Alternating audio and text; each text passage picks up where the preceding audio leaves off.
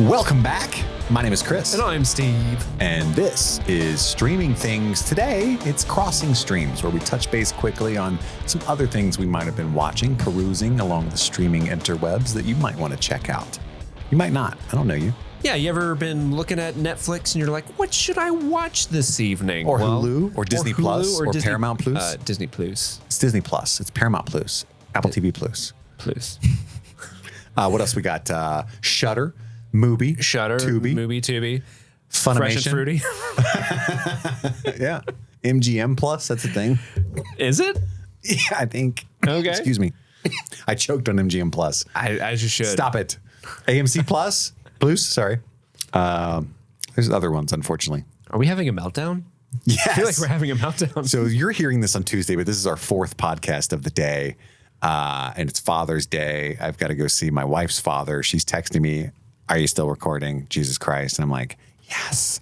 But we're so grateful that we get to do this for you. We appreciate all of your support. And we missed Crossing Streams because I watch so many things and I don't ever get to talk about some of them.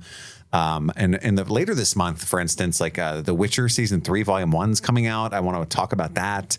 That'll probably be a Crossing Streams thing, you know. I thought there's some other big things. A ton of good movies coming out soon. Asteroid City. Jennifer Lawrence's No Hard Feelings. I'm really excited for her raunchy comedy. I'm psyched for that. That's coming out soon. But that's not what we've watched this time. Steve, what's one thing you've been watching you want to run by? So I have two entries this week. Both are they're a little late to the game, but I think they're worth talking about. The first I'll be the judge of that. I'll be the judge. So the first thing I know is something that both you and I watched recently, and it's a major show you can watch on Apple TV Plus, and that was the season 3 finale of Ted Lasso. Oh, man, we didn't touch base about the Lassos. Yeah, we haven't talked at all about Ted Lasso on the show recently. We've talked about season 1 and 2 in the past on previous Crossing Streams. So it's fitting that we talk about season 3, the final season of Ted Lasso, created by Brenda Hunt, Joey Kelly, Bill Lawrence, Brett Goldstein, Jason Sudeikis. Fucking hell. Fuck. I'm Roy Kent. He's there. He's every fucking where. Keely fucking Jones. Nah, so I feel it's like just poopy. Oh my God, that's one of my favorite lines. Coach, it's just poopy. So I feel like just based off, so you're much more glued into the online verse of how people are taking reacting TV to shows, things, the discourse. But I feel like I've been getting this hint that a lot of people weren't a big fan of season 3 of Ted Lasso. Definitely like the most controversial, I'd say. Yes. So I don't know how hot of a take this is, but I fucking love season 3 of Ted Lasso. It's not a perfect season. There are definitely some things that I'm kind of like, oh, that could have been better. I wish they would have done this instead of that. Specifically, I don't think they wrapped up the Nathan Shelley storyline as well as it could have been. But for the most part, I was watching season 3 of Ted Lasso when we were going to LA. So I had we both were. Yeah, I had my iPad loaded up with the episodes. So when we're on the plane, I'm watching Ted Lasso, and I'm trying my hardest, almost episode by episode, to not cry surrounded by strangers on a plane. Because literally almost every episode has a moment where I'm crying tears of joy, I'm crying tears of sadness. There's actually a point where Steve got stuck crying to Ted Lasso, and so everyone was disembarking, walking past him, and 38 people would stop and go, pussy. And I was just like, leave him alone. I'm sorry. the teammates love each other.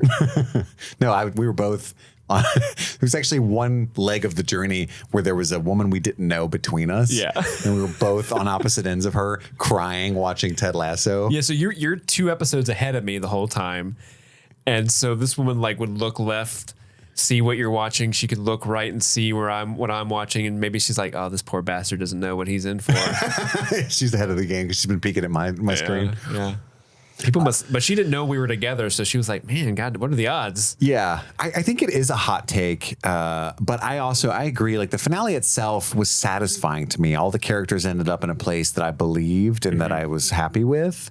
But I do know in my heart that season 3 was the weakest of the 3 seasons. Specifically, the first half I think they introduced a lot of plot threads that even they knew were trash because they summarily dropped them all. Like Keely's, got some things going on in her love life that just kind of get dropped summarily in a weird way. And a lot of things like that I'm glad they got dropped because I was so disinterested in Ted Lasso in the first half of the season that I fell 6 or 7 weeks behind. And I only caught up in time to watch the finale because we flew to LA and I watched all 7 episodes on the flight. So I know that without like consciously thinking about it, I was disliking the season because I stopped watching it. However, I think the back half of the season is almost as strong as the other 2 seasons, and it ends in a place that I'm satisfied with, if that makes sense. Yeah, I think that makes sense. I really like some of the things that they did introduce, like Colin's character. I really liked his journey throughout the season. Trent being made a more like he is a diamond dog in the show, basically. Like I loved his inclusion into the team. Yeah, because he got replaced at the Independent, but then they found a way to work him even more into the show, which is cool. I agree. But my biggest thing, like I agree with you. Like the stuff with Keely was kind of a miss in the beginning half of the season. But I don't know. I kind of liked her journey for the most part. It didn't go anywhere, but they kind of introduced like, hey, what if scenario? But obviously it didn't pan out. I still think the biggest thing for me that I wasn't a huge fan of was that wrap up with Nathan Shelley, because like his turn in season 2 was such a big deal. It was a big moment. Like Ted's going through this personal stuff. Nate doesn't know about it, so he thinks Ted's ignoring him, and he lashes out in a pretty awful way. And then the way that's sort of resolved is it's kind of like, no big deal. Like, I don't want to spoil too much, but like there's this weird thing where like him and Ted don't really have a confrontation the whole series. And I was expecting that to be a big thing, but it really wasn't. Yeah. Ted just understands. He's got his own thing going on with his son. He gets it, man. I really appreciated what they did with the players, and who would have known, like when you watch that first season, just how attached you would become to the individual players themselves, almost more so than Ted in a way sometimes. Yeah. And I mean, Jamie Tartt's character arc throughout all 3 seasons is incredible and one of my favorite parts of the show. And there's an episode where he and Roy are like riding bikes together, which is one of my favorite. Yeah, that's the Amsterdam episode's probably my favorite of the season. I don't know how to fucking ride a bike. Which is crazy because like I identify with Ted because I co-parent my son, who I'm not estranged from, but I don't see him anywhere near as often as I would like. And so all those emotional beats hit me very hard. But I also can't ride a bike. And so that episode was like, And do you want to learn how to ride a bike? Coming from such a strong man. Can we make a montage of me teaching you how to ride a bike? Yes. I've tried as an adult, I want to warn you, but I didn't try as steadfastly as, like, because you see him falling a lot with Jamie there. And I was like, I gave up right around there, If only you were more like Roy Kent. Because anybody who's ever tried to teach me is like, it's like riding a bike. You just fucking go. Just go. Just pedal, man. Pedals. And I'm like, easy for you to say. Sure. So that could be a thing we do, maybe on Patreon. Watch Chris struggle for an hour. I'm in a mode where I make content about everything. It's my life now, right? Yeah.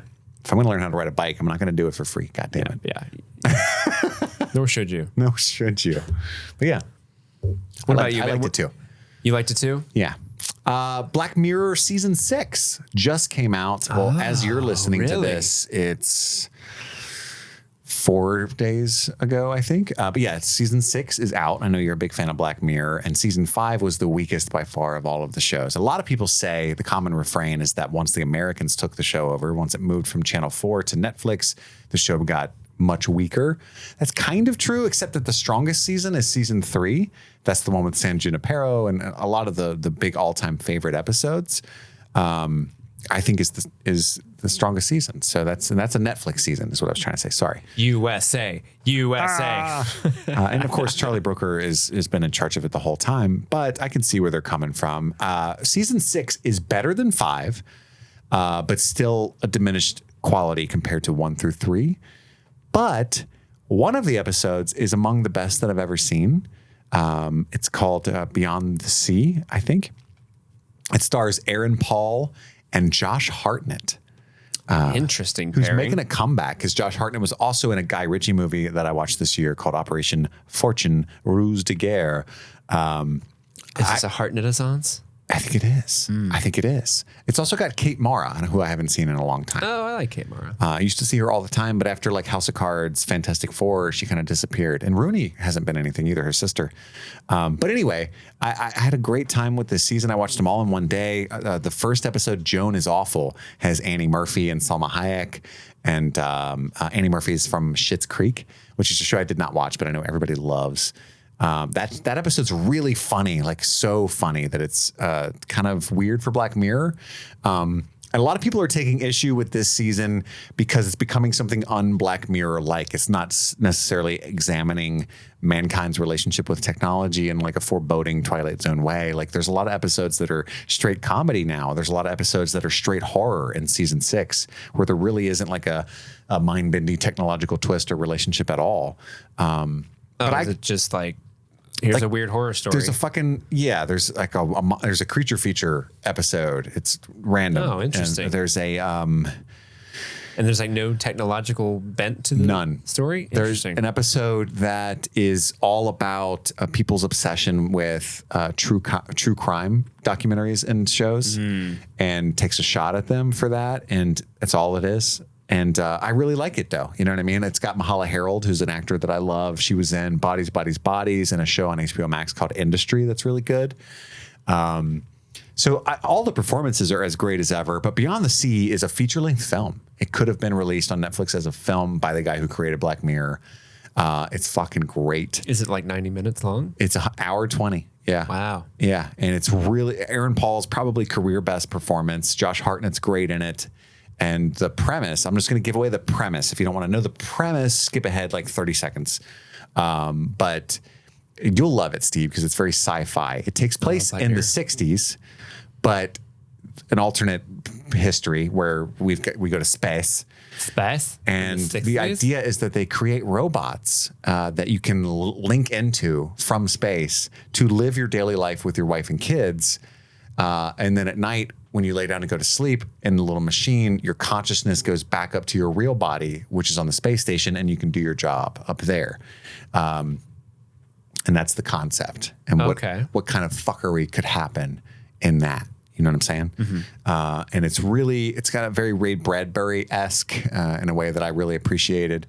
There is people that like, well, why didn't they just send the robots up to space and stay down on Earth and link up to do and I was like, once somebody said that, it was like, I couldn't think of a reaon why not. And it ruined it for me because it took away all the suspense. Because maybe there's a reason, but I thought it was fucking fantastic. Slow burn, awesome sci-fi stuff. I highly recommend Black Mirror season 6. If you're a huge Black Mirror fan, you may be a little disappointed than usual, but I think after season 5, you'll be excited because some of the episodes are really, really strong. I liked all of them to different degrees. My least favorite was one with Zazie Beetz called Maisie Day, but that one's only 40 minutes. So, got him. Boom. Steve, what else have you been watching? What do you like? So I just want to like expound on what you said a little bit. So they're kind of going away. It sounds like they're going away from the technological only bent part of the show. Yeah. Because the idea was like a Black Mirror is what your phone is. Because when your phone turns off, you're looking at a Black Mirror. Yeah. And it's supposed to be like humanity's interaction with technology and how that can be fucked up in some ways, depending on how the futures goes. So I kind of like the idea because as a writer, that has to be kind of pigeonholing, right? You're just like, I have to write this thing all the time. But I do like the idea of like taking something like the true crime thing intrigues me because true crime is something that we interact with mostly in like podcast form or like television show form. It's about them making a documentary in the episode. So there's still some tech to it, I guess. Yeah, but that's like a genre I feel like that would not exist or at least wouldn't be as profoundly successful today if it weren't for this avenue of tech that we find ourselves in currently. So I like that idea of not necessarily like it has to be the technology that's evil, but it's the way we live currently based off some sort of technological advance, but it's not necessarily the focus of it. I like that idea. Sure. That's kind of a neat idea because there's something weird about our obsession with true crime, right? That is kind of a strange thing. There's something very gross about it and the way we profit off of it, but also I get why people are interested in it. I'm not knocking investigation discovery addicts or anything like that at all. I told my wife's that way, and Jimmy, friend of the show, Jimmy, who's on for Last of Us, is obsessed with that stuff. But you know, it's just like there's only 2 of the 5 episodes that are typical Black Mirror stuff. And then there's Lock Henry, which is the true crime one. There's another one called Maisie Day, which starts out to be kind of a critique of paparazzi, but ends up, like I said, turning into like a creature feature out of nowhere. It's very strange. Not bad. None of them are bad. Yeah. I definitely recommend watching all of them. And there's a third one called Demon 79, which is like a straight 1970s horror movie about a cult. Not a cult, but OCCULT. And it's kind of like the shtick of that one is a demon comes to a woman and says that to prevent the apocalypse, you have to murder 3 people. And that's the premise of that episode. So there's zero technology in that idea. You know, it's kind of become. But the demon's like a Tamagotchi that's like, murder 3 people. Ooh, that'd be cool. Or like a Furby. Remember those? Oh no! Whoa! Murder 3 people. Hungry. Audio listeners, you can't tell he's actually trying to do the eye thing and everything of the Furbies. It's hard to do. It is. But then, so that's 3 out of the 5 are kind of just like a Tales from the Crypt stories in a way. But it's still, so some people argue like it's fine, but don't fucking call it Black Mirror. Do Charlie Brooker Presents something else. And I'm like, I guess, but he can do whatever the fuck he wants. And it's fine. I get wanting to use the brand to get people to watch your exploratory other ideas, you know? Right. But anyway, what else you been watching? I've also been watching another show on Apple TV Plus. Also created by Brett Goldstein, Bill Lawrence, and Jason Segel. Shrinking. And it's called Shrinking. I bet you love Shrinking. I actually really do love Shrinking. Have you seen it? Yeah, it's great. You love it? It's great. So if you don't know, Bill Lawrence is on a fucking roll. He is. So if you don't know the premise, it's basically, I'll read you the IMDb synopsis. A grieving therapist starts to tell his clients exactly what he thinks. Ignoring his training and ethics, he finds himself making huge changes to people's lives, including his own. Morally, watching this show, I do think it's morally like I would not want a therapist to do what Jason Segel's character is doing in this show. Yeah, and I think the show knows that. And the show knows that. But the fun, because it's a TV show and things can exist in a not fully real life world, this is one of those shows kind of like Ted Lasso where all the characters are lovable. Like literally everyone's awesome. Yeah. Except for like very minor characters that are meant to be antagonists. But like everyone for the most part is like super, super chill, super cool, very supportive of each other. Even Harrison Ford in probably the best casted role he's been in 20 years. It's the first time I've seen him try in decades. Yeah, and because he plays like a surly, cantankerous old man who is Jason, but who's Segel's, also a therapist, so is by nature good at coping. And he's Jason Segel's boss and co-therapist, and he's also helping Jason Segel. So his character's wife has passed away, and he's been dealing with that grief and trying to be a father at the same time, and he's not doing such a great job of coping with it. So Harrison Ford's there to kind of help his friend out. And he's just so perfect in the role because there's certain times where like one of the other characters, Gabby, played by Jessica Williams, is trying to get him to drink more water. And he's like, she's like, can I tell you how much water a person's supposed to drink today? And he's like, can I tell you how less of a shit I give? Like just like the delivery he has is so fucking perfect. I'm so glad they got him to be in this role. He's like a neighbor of either Jason Segel or Bill Lawrence. And that's kind of how. Oh, really? Yeah, they were like, should we ask Harrison? And they were like, no, he would never fucking talk to us. And it kind of, they didn't like go to his house, but they contacted him because of that. You know, he's like 8 doors down, you know, and because they wanted him for the role, but they didn't think he would even answer. And for whatever reason, he was interested. So they were super hyped. Yeah, and he gives such a great performance. Jason Segel is incredible in it. He's one of those actors that's really good at playing these hapless, happy-go-lucky dudes that are struggling with real issues, and he could be kind of a surly son of a bitch sometimes. Like you're like, dude, you're making the wrong choice. That's awful. But you don't hate him for it. You're still kind of like, You got to work on yourself. Like Krista Miller's character, Liz, his neighbor, who's like the super supportive neighbor who's like going way out of her way to help her neighbor out. Some of the time she's like, you isn't that Bill Lawrence's wife? I don't know if it is. Because she's in Scrubs, right? Yes. Which is a show he created as well. I'm pretty sure it's his wife. Oh, interesting. But she's in a lot of his stuff for sure. But yeah, she's a great character. And sometimes she's like, dude, you got to get your shit together. And that's kind of the way you feel about him. Like you can see like, this is a good guy.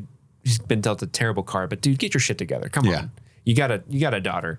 And also I do want to say her character, Liz's character, has a husband named Derek, who is the greatest character in TV. Yeah, all right, fuck me, right? Yeah, he's such a minor character, but he's so ride or die everything. He's always like what's the neighbor's name when the neighbor's being kind of racist towards Luke Tenney's character? I can't recall. I forget.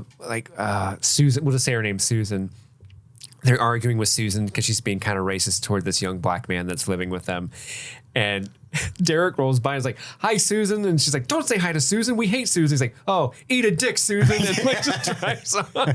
He's just so ride or die his like, life. Oh, okay. It's That's what we're fucking doing. amazing how awesome that character. Every time he popped on screen, I'm like, I can't wait for Derek to show up, please. But what did you think about Shrinking overall? I loved it. I think it's incredible. I got a lot of shit because I ranked it on my top 10 shows of the year so far list lower than another show on Apple TV Plus that I think is also created by Bill Lawrence. He's on literally destroying it, right? I think. But that's Platonic. Oh, Platonic. With Seth Rogen. I need to watch that. I haven't seen it yet. It's really good. It's legitimately, it's a romantic comedy without the romance, but it's not just a comedy because it is a relationship between a man and a woman is the premise.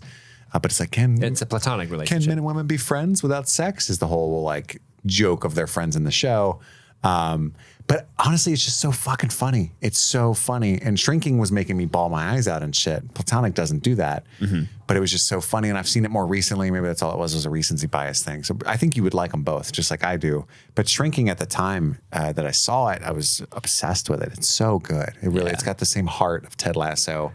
I really like the bookending of it too. It has a really good bookend between the two seasons, but also something happens with one of his patients that's like, ooh, if they have a season 2, I wonder how they're gonna get out of that. That's pretty interesting. So it's a show that like makes you feel good, it makes you cry, it makes you evaluate what it means to be human and how we kind of help each other out and how we cope with our own difficult stuff that we're dealing with, because we're all dealing with our own personal baggage. And so like it's really good on that aspect, but also it's not scared to take risks and do some questionable things in an exciting way. Yeah, absolutely. I recommend that to everybody. It's got all the feels that you might be looking for. Another thing that I've been watching is called Extraction 2. It's the sequel to Extraction, you might imagine. The Russo brothers produced and written movie. Well, it's written by Joe Russo. Directed by Sam Hargrave, starring Chris Hemsworth. And I'm a big, dumb action movie fan, diehard fan, literally diehard fan, but also, like, I grew up watching, like, Hard Target on repeat. So I'm bound to like, and I'm also a slut for a good oneer. Oh, you are a slut for a good oneer. There's like a 21-minute one-take action sequence in Extraction 2 that is fucking batshit crazy. Hundreds of people fighting everywhere. Chris Hemsworth milling through the crowd, on fire at one point. Jesus. With a riot shield. It's crazy.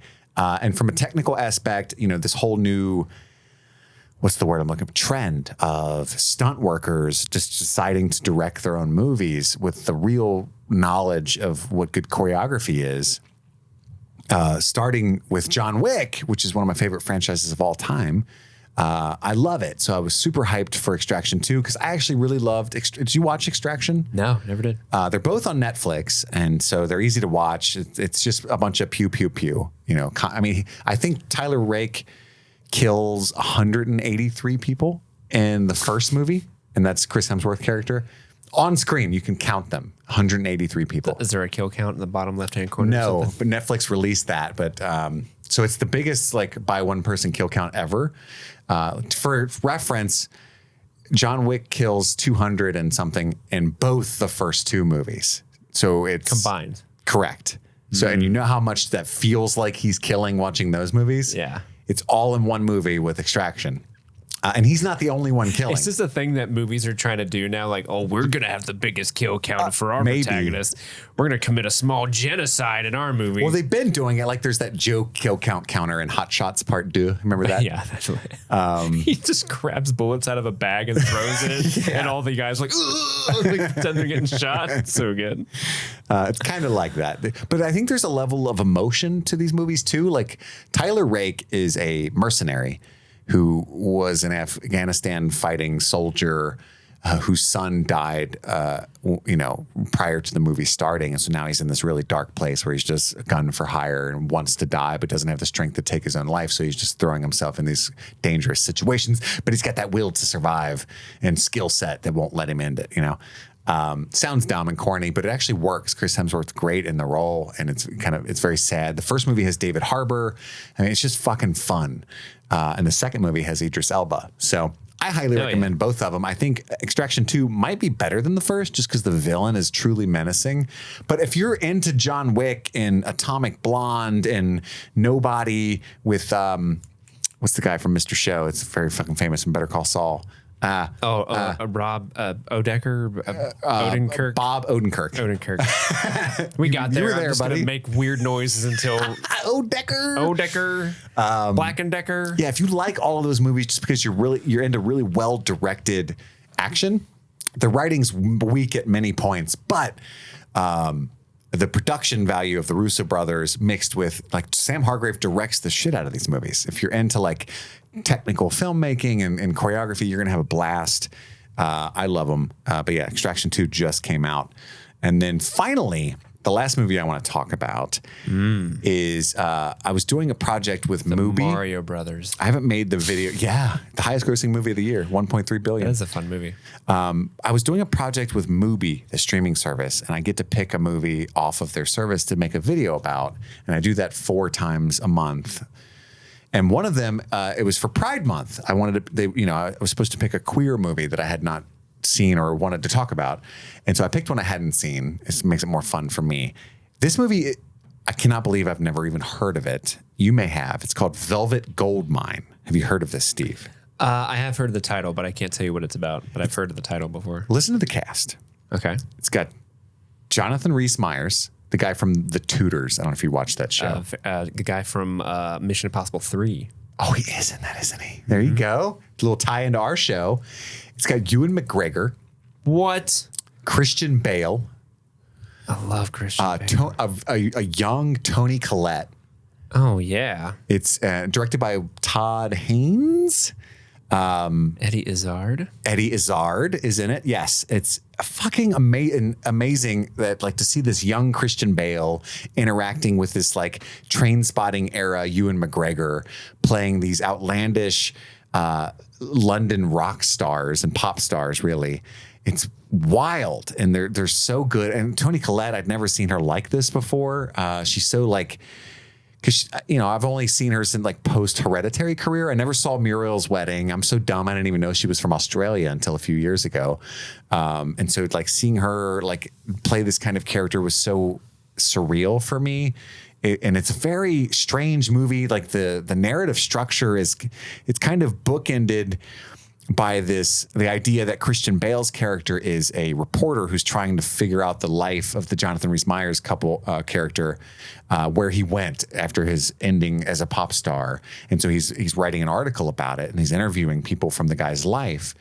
So it's bookended narratively with that, but it starts off with like Oscar Wilde as a young boy, and it's all over the place, but not in a way that doesn't make any sense. It's just really interesting.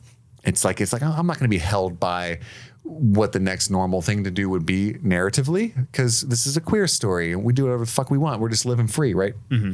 And there's a lot of really good original music in it, and just an interesting. It's like Almost Famous and Rock Band, that movie with Mark Wahlberg, or maybe like Rocket Man would be a better. I'm a rock star. Yeah, I'm just out here trying to be a really good rock star. It's Rachel from Friends. Hey, what's up, Doc? Say hi to your mother for me. Have you ever seen that skit? Yes. It's so good. But I think I'm the last person on earth to find out and watch Velvet Goldmine. But in the event that you haven't, or you hadn't heard anybody talk about it for a while, I wanted to plug it. It's on Mubi. It might be somewhere else as well. I know a lot of people don't have that streaming service. But yeah, that's Velvet Goldmine. I think you should watch it. I know you're a big Ewan McGregor fan. I'm a big All of Those People fan. Yeah, it's a lower budget, just people. And I'm watching so I got it pulled up on IMDb, and there's like, they got the trailer kind of playing on a loop. Yes. And there's a lot of like David Bowie, Ziggy Stardust era outfits that they're wearing, and I eat that shit up all day. The Jonathan Rhys Meyers character is very much supposed to be a Bowie analog, I think. I was getting that vibe too. Hell yeah. I like that. But it's so good. I'd never seen it before. I recommend it to everybody. And that's Crossing Streams, baby. Hopefully we gave you guys some good stuff to watch. Yeah, some good shows out there. Tune in tomorrow. We're talking about A Night at the Opera, demanded by Emmy. And then Thursday is our Lost episode 2. And Friday, Stephen Filler returning with their coverage of Strange New Worlds season 2. So tune in for all of that. We've got, and if you have ideas that we should watch, that maybe we can talk about with Crossing Streams, you can let us know. Email us at streamingthingspod@gmail.com. You can follow us on Twitter and Instagram and everything else. We also have a website now that's streamingthingspod.com. Yes. I did not just suddenly look over to remind myself what it was. Of the URL. It's just like our email, but without the @Gmail. Yeah, and you can go to that website and there's a contact us form. So if you can't remember streamingthingspod@gmail.com, you can always contact us on there as well. Though if you remember streamingthingspod.com and not the email, it's kind of weird. It is kind of weird. But I get it. But yeah, I get it. It's different strokes for different folks. Follow us on Twitter, follow us on Instagram, but mostly take care of yourselves. Watch some good stuff. And please do write in and recommend stuff to us or DM me on Instagram. And if I check it out, I'll talk about it on Crossing Streams. That's all the time we have for right now. My name is Chris. My name is Steve. And did you just finger gun it? I did. Pew pew. This is Streaming Things. Happy streaming.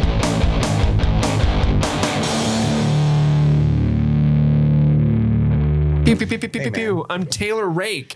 Ooh. Or it's Tyler Rake. Tyler Rake, that's me. That's his brother, Taylor. Oh, no. I have only killed 10 people.